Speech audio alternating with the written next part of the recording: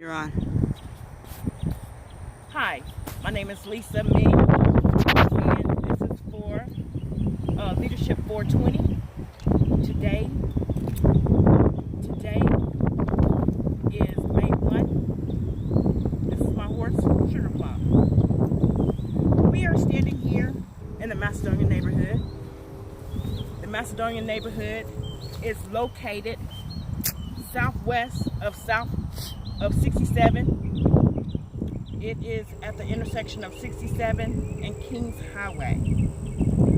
Here, it is still the county, Bowie County. However, this is the rural section of Bowie County. In this particular area, we are allowed to have livestock. We're also allowed to have gardens. And the property here, they're pretty large spots. Not like it is in the city where the houses are right on top of each other. As you can see, this here is my area of the world.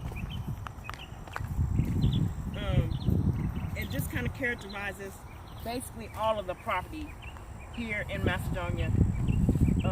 As you can see, there's farm.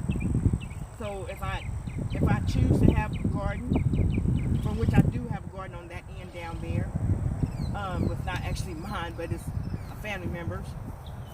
Nevertheless, Bowie County, rural section, the demographics here, we have black, white, people of Hispanic or Latino origin. There are houses as well as trailers in this particular area. Winston Churchill once said, "We make a living by what we get, but we make a life by what we give."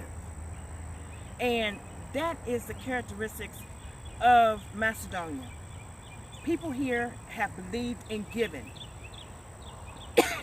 People here believe in giving to each other. Macedonia, like I said, it is considered the rural area. It's that section in Texarkana where we have the sheriff department coming here instead of Texarkana police if there's an issue out here. Our environmental section, we have Mark coming out. We have David coming out, I'm sorry. We have David coming out. And if you need to contact either person, then you can call a sheriff's department downtown, or you can call David with his cell. Now, with Mr. Gibson, by him being the environmental person, if you were to get an animal, if an animal were to get ran over, you have issues with snakes or whatever, then you will be calling the environmental service. You know, if you had to destroy something out here, you would be calling Mr. Gibson for that. I do want to say that in this particular area, this is the Liberty Ilo School District, and according to Egbert, Alberta Peel, we call her Egbert, back in 1941, when this area was not segregated, it was considered Macedonia. Most of the people out here were landowners. The primary families out here were the Pettyways, the Hemmets, the Rileys. We also had the Griffins, and we had the Gaines. We had the Turners. Most of these people were primary landowners here. Not only were they landowners, many of these men, they also worked in town at the post pipe company, and some of them worked for the Chryso plant. As you can see, these roads out here are basically paved, and some of them are dirt roads. So a lot of these gentlemen they didn't have cars back then, and they would walk in town to work. In the weather, regardless of what it was, they would walk to work. I want to say that with this particular neighborhood, after segregation,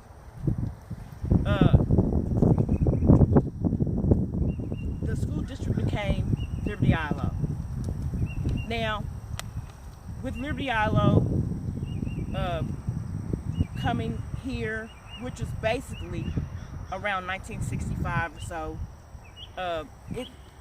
it did a lot of changing. However, the foundation of the neighborhood was the church, Macedonia Baptist Church. And that church has been here for 144 years. And I know you say, well, how can a church be the oldest thing that's here? Well, what happened was that when they first started off, they were having church once a month. They progressed under Reverend Haney to having it twice a month. And then they went on in 1968 under the leadership of Reverend Cox, having the church services every week. And that built the unity in this neighborhood. Now, there are approximately 13 streets out here that you would consider the Macedonia area. However, the common denominator between all of the streets is the water company.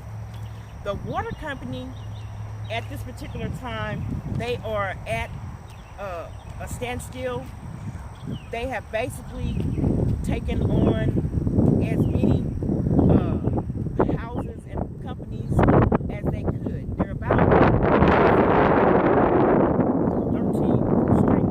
15 streets out here, and there are approximately that many companies out here. The biggest employer is the school district. If the school district were to ever close, then a lot of people here would be unemployed. We have a lot of people here that are family.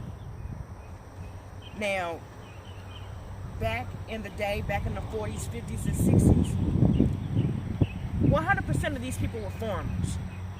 So if they lost their jobs, they could always sell their crops. However, like I said, since segregation, Liberty ILO has become the main employer in this area. Next to that would be Haynes Mortuary, Daniel's Tires, and the Guarantee Bank. Now, we don't have any, other than the church, we don't have any non-profit organizations out here. So, the bank and the school district, they have so graciously, for example, the school district, they donated the Macedonia football field, and we were able to convert it over to the Dan Haskins Park.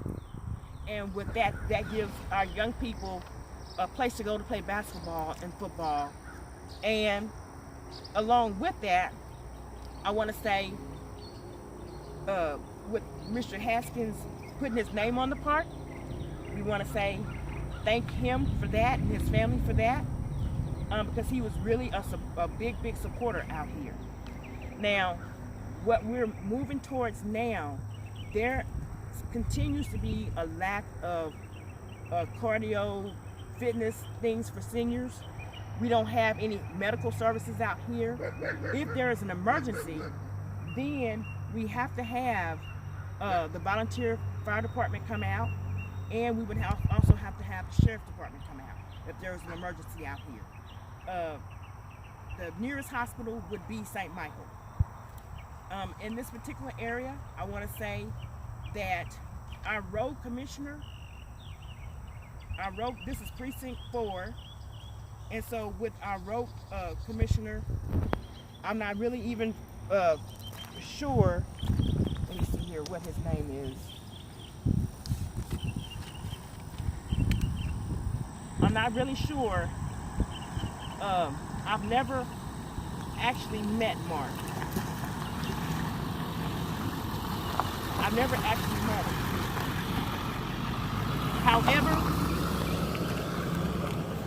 However, like I said, we do have the road commissioner. We do have an environmental person, David Gibson, that comes out. We do have Sheriff Prince, and he comes out.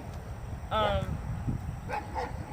and as far as we don't have a main street, back in the day, the main landowners, Mr. Pettaway, he wanted to make this area a city.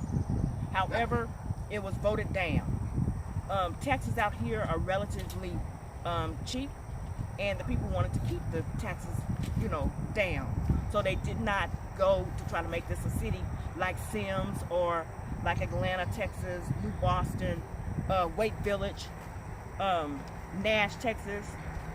All those places have their own police department. They have their own fire department. We don't have that here. We have a volunteer fire department out here. And I want to say that along with that concept of life being what you give, I want to say that the Warranty Bank has been very, very supportive. The Macedonia Church has been very supportive. Matter of fact, the only non-profit, well, there are two churches here. Macedonia is the primary. Then we have Piney Grove, which came out of New Boston. But for the most part, I want to say that this remains to be a giving area. This is the area that is quiet. This is the area that is low crime. This is the area where mostly everybody here is family. And I want to thank Mr. James Keaton, because he helped me gather information for this project. I also want to thank Miss Alberta Kill, who gave her time to tell me about the history of this. She came here when she was 13 years old. So back in 1941, and she's still in good health. That's another thing that we need out here. We need some kind of services where we can keep our elderly in our neighborhood, where we can keep them in close proximity to us. We do have a cemetery, Nash Cemetery, that's in Macedonia, but it's called Nash Cemetery. However,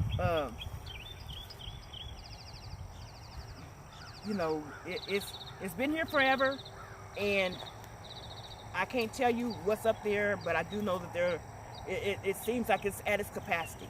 And as I said, the water company, they're at their capacity here. So we don't have any companies that are wanting to come out. Matter of fact, when they first started off, the water company, they started out putting water pipes out here. Most people have wells, but they put the water companies out here, and they started off with getting the two-inch pipes. And as they moved and progressed toward 59, they started with the 3-inch pipes. Now they're at their capacity. They don't really have any more space for any more companies. The water pressure here is, I would say, kind of mediocre in this particular area. From what I understand, where the 3-inch pipes are, the water pressure is better. However, like I said, due to the city being at its capacity,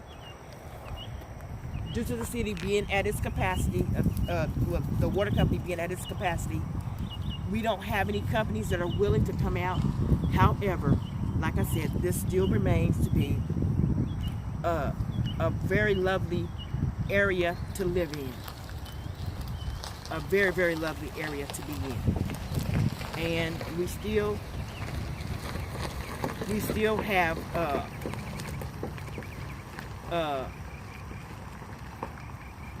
the respect of the people here. We don't necessarily have a mayor or anything like that, because like I said, this is not a city. However, we do have James Keaton, who is over our community action. We do have Ronnie Thompson, who is our superintendent of Liberty Islo, and we still have Dan Haskins, and all these people have made great contributions, as well as with Mr. Eugene Pettaway, the Rakoff family, we still have, we've come a long way. We started out in the 40s, we had 2 businesses, Purdy, which was a grocery store, and Compton, which was a gas station. Now we have a multitude of businesses here, all the way from Haynes Mortuary to Daniel's Tires to the Two Shields Animal Training Facility to Warranty Bank. And like I said, we are still growing. We're still growing. Thank you very much.